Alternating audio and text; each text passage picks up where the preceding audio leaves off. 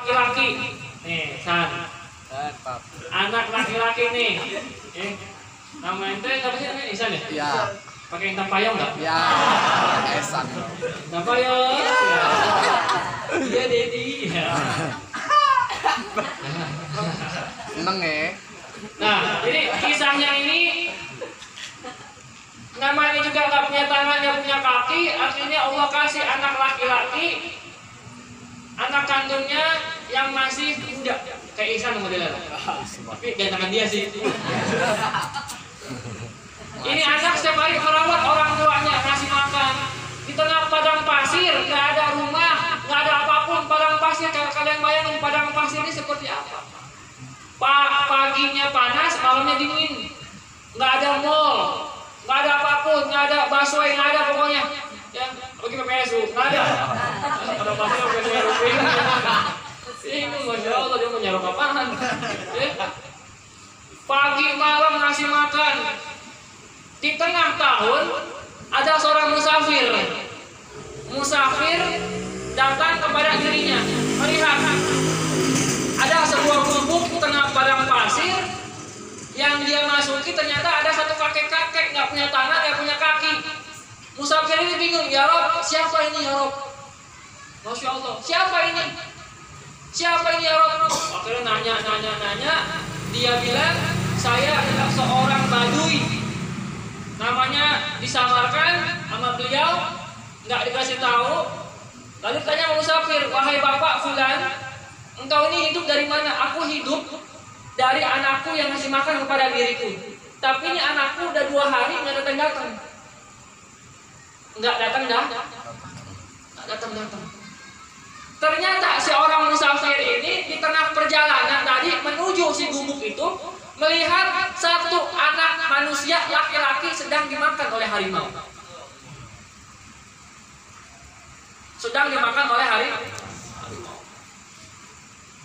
Si musafir bilang, oh mungkin yang tadi aku lihat dalam perjalanan mungkin anaknya si bapak. Karena nggak ada lagi manusia di padang pasir yang bertahan hidup kecuali oleh orang yang sedang mencari makan. 2 hari, saudara. Tapi si musafir ini nggak langsung bilang, Pak macan yang dulu kemarin mau makan macan. Nggak kayak gitu, nggak kayak begitu. Nggak kayak orang sini. Orang sini kalau tenggelam anak pun mampus noh. Nggak bilang kayak gitu. Akhirnya beliau tabayun. Ketika beliau bertabayun, ya masya Allah.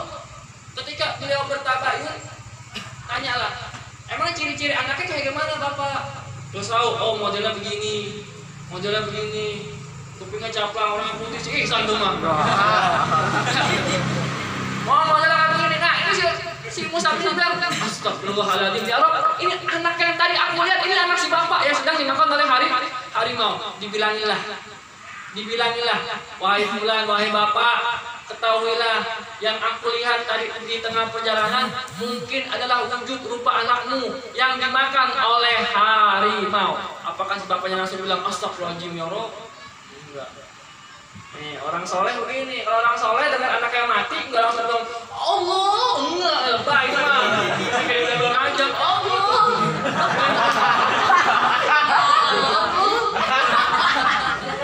Bikin lagi dan saudara.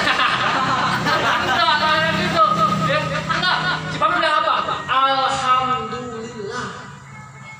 Anaknya mati, orang tua bilang alhamdulillah, bersyukur. Kenapa? Itu nikmat dari Allah. Nikmat. Ya. Cuma innalillahi alhamdulillah. Seperti ada Habib Umar bin Muhammad bin Salim bin Habib bin Syabul Kabir Salim, ketika anak yang namanya Zahra. Anak Habib Umar perempuan namanya Zahra. Meninggalnya tenggelam. Ketika Habib Umar tahu anaknya meninggal, apakah Habib Umar bilang, ya Allah? Apa yang Habib Umar ucapkan? Alhamdulillah. Nikmat dari Allah. Kenapa nikmat? Karena semua proses yang menjadikan seorang anak itu adalah nikmat dari Allah. Ngasih makan, nikmat. Mendidik anak nikmat. Memandang anak nikmat. Bikin anak bukan lo. So tau lagi. Masya Allah. Ente mau cepet-cepet aja. Nah, insya Allah soal lagi antum nikah. Amin. Insya nikah. Amin ya Rabbal. Amin. Ingat nih, hari ngomong tanggal berapa nih? Tanggal 22 bulan Oktober. Oktober yang akan datang ente udah suat bulan insya Allah. Wih, tutup jalan ujung-ujung. Wih, tutup jalan. Insya Allah akan nikah Ihsan dengan Maulana binti Bulan. Akan merayakan hari nanti hiburan atau Eropa. Vokalis Dani. Lalu ketika itu beliau bilang alhamdulillah ini anak-anak soleh matinya pasti masuk surga. Ini anak-anak soleh karena kenapa? Kenapa bisa soleh? Ya bapak tanya sama si musafir kenapa bisa soleh? Karena ini anak berbakti kepada orang tuanya. Setiap kali ngasih makan saya, ngurusin saya, yang ngasih minum air. Anak saya ini, masya Allah, beliau ini masya Allah, anak saya ini anak yang soleh, bakti sama orang tua. Yang diulangi bakti, masya Allah. Taat sama orang tuanya masya Allah. Makanya wallahi tallahi billahi saya bersaksi kepada Allah Subhanahu wa taala bahwa anak saya insya Allah masuk surga Allah Subhanahu wa taala. Wallah saya ridho. Mau dia mati kayak gimana pun saya ridho karena saya yakin dia pasti masuk surga Allah Subhanahu wa taala. Makanya Neng, kalau mau nikmat, mau kaya, mau punya duit banyak, taat sama orang tua. Wallahi tallahi tanya sama orang-orang tua nih. Orang-orang tua dulu itu punya rumah gede-gede. Benar tidak?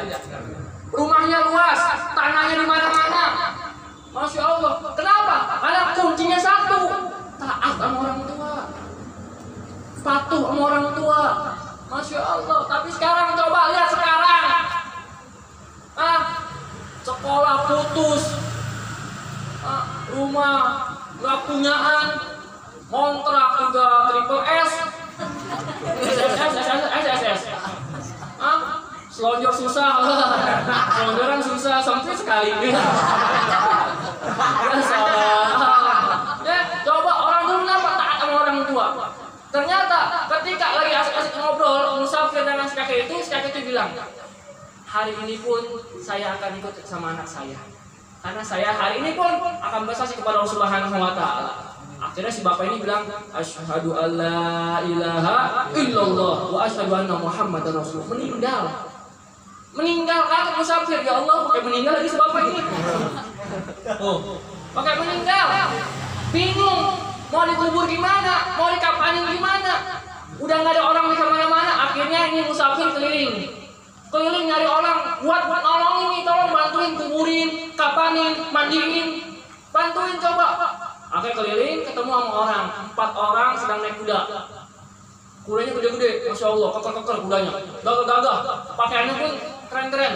Nanya, ya fulan, ya akhi, tolong bantu saya. Bantu apaan? Di sono ada orang meninggal, nggak punya tangan, nggak punya kaki, anaknya juga meninggal dan makan macan, doangnya bubuk kecil. Mana orangnya? Datengin. 4 orang ini ketika masuk melihat jasad si bapak, apa? Ya Allah, ya Rabb, ini orang yang saya cari bertahun-tahun ya Rabb. Ini orang yang saya cari bertahun-tahun ya Rabb. Akhirnya ketemu ya Rabb. Kata si musafir, lah kenapa Pak? Saya baru ketemu aja, biasa aja. Ini nggak begitu amat kita RCTI. Asal kamu tahu wahai musafir, ini orang bukan sembarang orang. Ini orang bukan sembarang orang. Ini orang yang kami cari-cari bertahun-tahun. Raja kami bilang, ya, carilah orang ini. Siapa? Dialah Abu Kilabah, sahabat Nabi yang terakhir.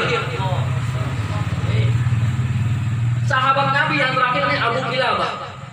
Itu Abu Kilabah, nggak punya tangan, nggak punya kaki. Sahabat Nabi yang terakhir. Shollu ala Muhammad. Ya Rabb, lihat itu. Melihat jasadnya aja orang udah seneng. Ada sahabat, ada tabi'in. Kita sekarang hidup di zamannya tahun 2020, hidup di zamannya pengarang maulid, saudara. Aturan kita bersyukur, senang, gembira karena kita ini hidup di zaman pengarang maulid yang masih hidup. Siapa beliau? Al Habib Umar bin Muhammad bin Salim Habib Abu Bakar bin Salim. Sayyidul Walid bilang, Antum semua beruntung, kita semua beruntung karena kita hidup di zamannya pengarang maulid. Kita bisa mandang orang yang pengarang maulid, karena orang yang bikin maulid nggak sembarangan orang, saudara, nggak bikin. Toto bikin maulid namanya atau mangi. Nggak mungkin, nggak sembarangan orang bikin, nggak sembarangan. Bikin maulid ini ada respon dari Rasulullah SAW. Ada maulid berjanji, adibai, apalagi simkuturar. Ini aja ulami kita beruntung, apalagi yang dibaca Madani, ya.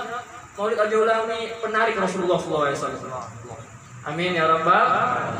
Makanya pulang dari sini yang milad, saya mohon cium tangan orang tua. Jangan minta doa sama saya. Doa saya masih ada hijabnya sama Allah. Doa Ustaz Baktiar masih ada hijabnya sama Allah. Doanya seperti apa lagi? Jauh. Jauh, tapi Ustaz ini Masya Allah. Masya Allah ya. Ya asyiqal Mustafa abshir binailil muna. Ya asyiqal Mustafa, wahai anak pecinta Rasulullah. Antum semua dipanggil masa teruti, wahai pecinta Rasulullah. Makanya pulang dari sini yang milad ya, Nia sama Ihsan ya. Iksan. Bodoh amat ah. Pokoknya yang milad hari ini ya, pulang dari sini cium tangan orang tua. Bakti sama orang tua. Mak. Nia ulang tahun mak. Iksan ulang tahun mak, minta redok mak, karena Iksan ini Masya Allah dan berkah hidupnya, panjang umurnya mak, bisa bikin mak bangga, bisa bikin mak senang begitu doang.